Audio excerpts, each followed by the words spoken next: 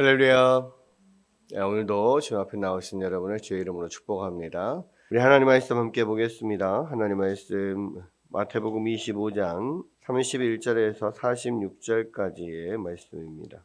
다 같이 한 목소리로 합독하겠습니다. 인자가 자기 영광으로 모든 천사와 함께 올 때에 자기 영광의 보좌에 앉으리니 모든 민족을 그 앞에 모으고 각각 구분하기를 목자가 양과 염소를 구분한 것 같이 하여 양은 그 오른편에 염소는 왼편에 두리라. 그때에 임금이 그 오른편에 있는 자들에게 이르시되 내 아버지께 복받을 자들이여 나와와 창세로부터 너희를 위하여 예비된 나라를 상속받으라. 내가 줄일 때에 너희가 먹을 것을 주었고 목마를 때에 마시게 하였고 나그네 되었을 때 영접하였고 헐벗었을 때에 옷을 입혔고 병들었을 때에 돌보았고 옥에 갇혔을 때에 와서 보았느니라. 이에 의인들이 대답하여 이르되 주여 우리가 어느 때에 주께서 줄이신 것을 보고 음식을 대접하였으며 목마르신 것을 보고 마시게 하였나이까. 어느 때에 나그네 되신 것을 보고 영접하였으며 헐벗은 것을 보고 옷 입혔나이까. 어느 때에 병드신 것이나 옥에 갇히신 것을 보고 가서 배웠나이까 하리니 임금이 대답하여 이르시되 내가 진실로 너희에게 이르노니 너희가 여기 내 형제 중에 지극히 작은 자 하나에게 한 것이 곧 내게 한 것이니라 하시고 또 왼편에 있는 자들에게 이르시되 저주를 받은 자들아 나를 떠나 마귀와 그 사자들을 위하여 예비된 영원한 불에 들어가라. 내가 줄일 때에 너희가 먹을 것을 주지 아니하였고 목마를 때에 마시게 하지 아니하였고 나그네 되었을 때에 영접하지 아니하였고 헐벗었을 때에 옷 입히지 아니하였고 병들었을 때와 옥에 갇혔을 때에 돌보지 아니하였느니라 하시니 그들도 대답하여 이르되 주여 우리가 어느 때에 주께서 줄이신 것이나 목마르신 것이나 나그네 되신 것이나 헐벗은 것이나 병드신 것이나 옥에 갇히신 것을 보고 공양하지 아니하더이까. 이에 임금이 대답하여 이르시되 내가 진실로 너희에게 이르노니 이 지극히 작은 자 하나에게 하지 아니한 것이 곧 내게 하지 아니한 것이니라 하시리니 그들은 영벌에 의인들은 영생에 들어가리라 하시니라. 아멘.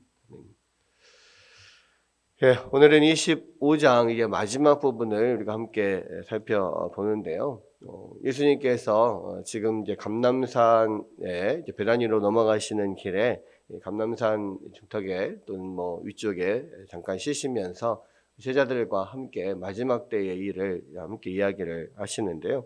이제 그 마지막 부분이라고 우리가 볼 수가 있습니다. 마지막 부분 31절에 보면 인자가 자기 영광으로 모든 천사와 함께 올 때에 자기 영광의 보좌에 앉으리니 모든 민족을 그 앞에 모으고 각각 구분하여 목자가 양과 염소를 구분하는 것 같이 하여서 양은 오른편에 염소는 왼편에 두리라 이렇게 말씀을 하셨죠. 그러니까 이제 예수님께서 마지막 때에 모든 천사들과 함께 영광으로 오시는 그때 이제 그때가 이제 주님 재림하실 때잖아요. 예수님께서 오신다. 또 뭐 구약 성경에서 다니엘에서 인자 같은 이가 하늘로부터 구름과 함께 오시는 그런 면들. 그럼 뭘 하러 오시냐? 예, 마지막 날 심판을 하시러 오시는 거예요. 그래서 심판주로 오신다. 여기 보면은 영광의 보좌에 앉으신다는 것은 그 심판 때의 재판관으로서 이제 앉는 거죠. 우리가 법정에 이렇게 재판관이 자리에 딱 앉아서 이제 판결을 하고 막 하잖아요. 그 영광의 보좌가 바로 이제 심판주로서의 그 자리에 앉으시는 겁니다. 그래서 이제 마지막에 오실 때는 분명히 이제 심판을 하신다는 거예요. 어떤 심판을 하시냐? 모든 민족을 그 앞에 모으고 모든 사람들을 왼편과 오른편, 이게 양과 염소를 목자들이 나누듯이 왼편과 오른편으로 나눈다. 이렇게 이야기를 하는데 결국에는 오른편에 있는 자들은 천국으로 들어가서 영생을 누리는 것이고요.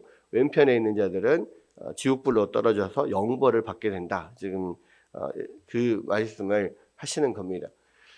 그러면은 어떤 사람들이 이 영벌을 받고 어떤 사람이 영생을 얻냐라고 그 기준이 중요하잖아요. 우리는 여기서 보면은 목자가 양과 염소를 구분하는 것 같다 그랬는데, 이 이야기는 이 팔레스타인이나 또 모든 초원지대에 이게 양을 키우는 목축업을 하는 그런 지역을 가면 대부분 양과 염소를 같이 키웁니다. 근데 이 같이 키우는 이유는 뭐냐면 사실은 이 양이 염소보다 더 값이 많이 나가는데 값이 비싸고 고기도 더 맛있고 그렇답니다.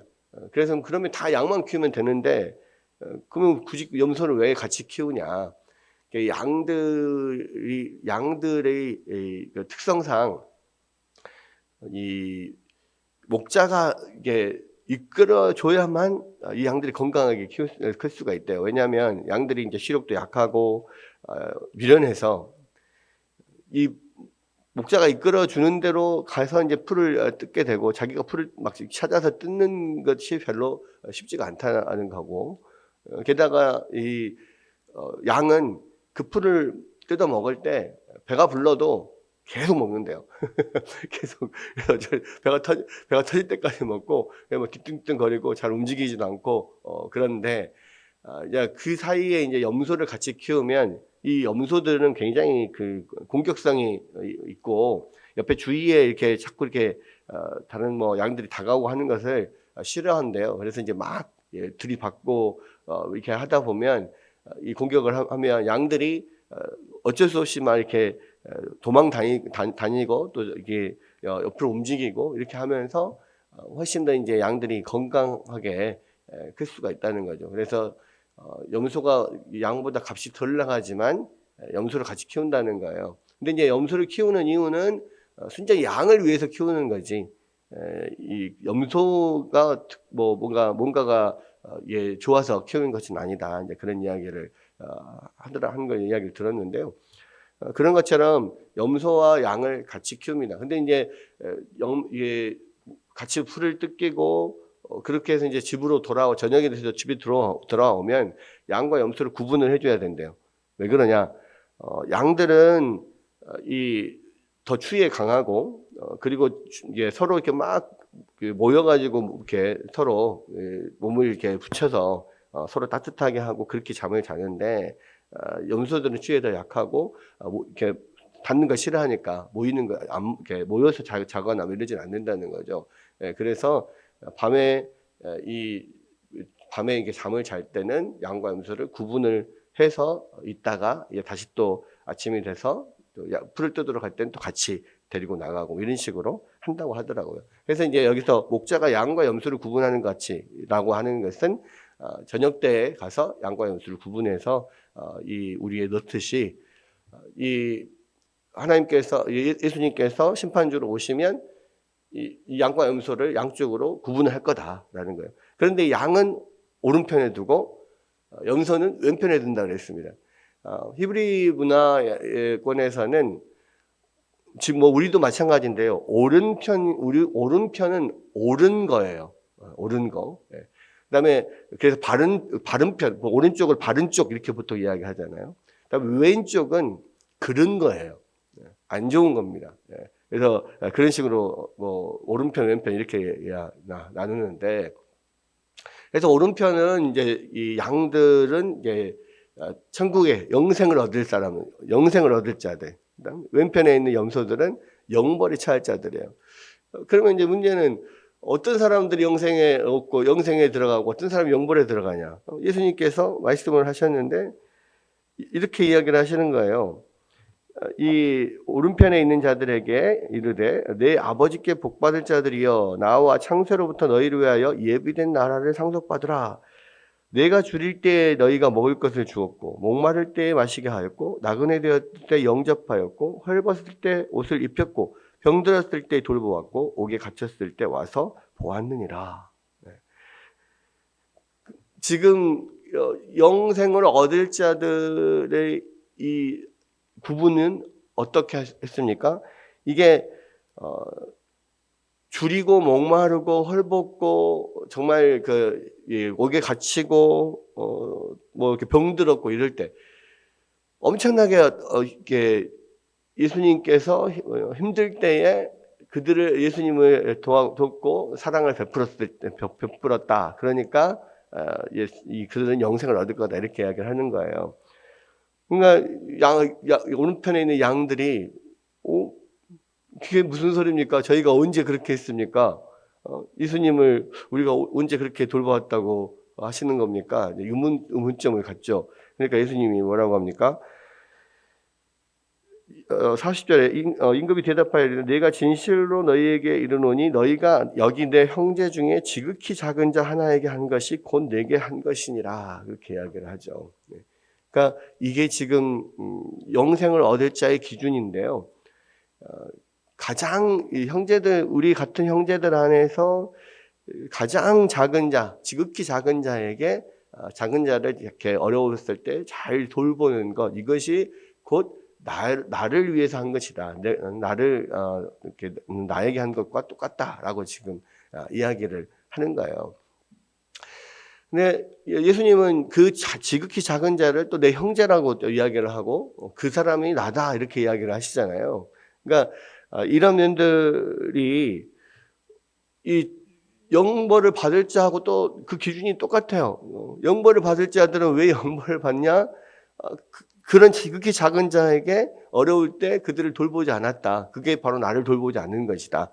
그래서 너희들은 영벌에 들어간다. 근데 문제는 이 양들이나 염소나 영벌에 들어가 있잖아, 영생에 들어가 있잖아. 자기들이 왜 들어가는지를 몰라요. 그러니까 의식하지 않는 부분인 거죠. 의식하지 않는 부분입니다. 이게 무슨 이야기냐면 전체적으로 봤을 때 성경 전체에서 이야기를 하는 것은 그러면은 이거는 행위 구원 아닙니까? 이렇게 이야기를 할 수가 있잖아요.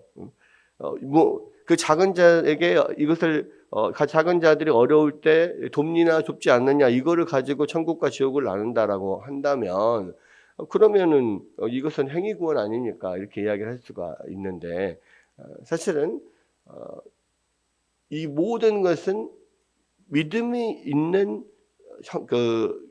어떤 성도들을 기준으로 지금 이야기를 하는 거예요. 그러니까 양도 그렇고 염소도 그렇고 다 예수님의 울타리 안에 있는 또 이 목자의 울타리 안에 있는 그런 사람들이잖아요. 그러니까 교회 안에 있는 사람들이고요. 기본적으로 이 사람들은 믿음이 있어요. 그러니까 예수님과의 목자와 양과의 관계에 있는 거죠. 목자와 염소와의 관계에 있는 겁니다. 그래서 이제 기본은 믿음이 있는 것을 전제로 하는데 그런데 문제는 그 믿음이 정말로 주님께서 말씀하시는 원하시는 바른 믿음이냐 아니냐라고 하는 면이 결국 뭘로 드러나냐면 우리 안에 있는 정말 낮은 자, 작은 자 우리가 그런 사람들에게 어떻게 본능적으로 그 사람들을 긍휼히 여기고 돕고 어려울 때 가서 돌보고 하느냐는 거예요. 그러니까 행동으로 우리의 믿음이 나타나는 거라는 거죠. 그러니까 하나님이 우리를 사랑하셔서 우리를 구원하신 그 은혜를 받고 그 은혜를 정말로 아는 사람들은 그래서 예수님을 믿고 따르는 그런 사람들은 당연히 정말 벌레와 같은 우리를 사랑해 주시는 그 주님의 은혜에 감사하고 그러한 은혜를 받은 자들은 또 다른 사람들을 더 사랑하고 돌보고 그들에게 시선이 갈 수밖에 없다는 거죠. 그것이 참 믿음을 보여준다는 거예요. 그러면 예수님께서 그런 말씀을 하셨죠. 이 모든 나무는 열매로 그 나무를 알게 된다. 열매가 사과 열매가 맺히면 사과나무고 배 열매가 맺히면 배나무고 감이 열리면 감나무듯이 그냥 봤을 때는 우리가 저게 무슨 나무인지 잘 알지를 못해요. 열매가 맺히지 않으면 똑같이 그냥 나무니까. 근데 열매가 맺힌 것을 보고 이게 배나무고 감나무고 사과나무구나를 알 수가 있듯이 우리도 다 믿음이 있다라고 합니다. 교회 안에 있는 사람들, 신앙을 갖고 있는 사람들은 다 예수님 잘 믿는 것 같죠. 근데 그 사람이 진짜 신앙인가 아닌가는 이 행위로 드러나는 거예요. 근데 어떤 행위로 드러나냐면 누구나 자기에게 잘하는 사람들은 사랑하고 자기를 선대하는 사람에게는 선대합니다. 누구나 자기를 좋아하는 사람에게는 누구나 좋아해요. 그리고 내가 저 사람을 선대해서 나에게 유익이 될 사람은 또 선대합니다. 그렇죠? 뭐 교회에서도 마찬가지죠. 예를 들어서 교회에서도 이 말씀을 전하는 목회자들에게 잘하는 거, 또 나름대로 나하고 친한 사람하고 이게 잘하는 거, 또 뭔가 친해서 유익하게 될 사람에게 잘하는 거, 누구나 다 잘할 수 있어요. 그런데 사람들이 어떤 사람들에게는 이 잘 못할 수가 있는데, 어떤 사람 나에게 친해서 나에게 별로 유익이 안 될 사람들, 또는 정말 너무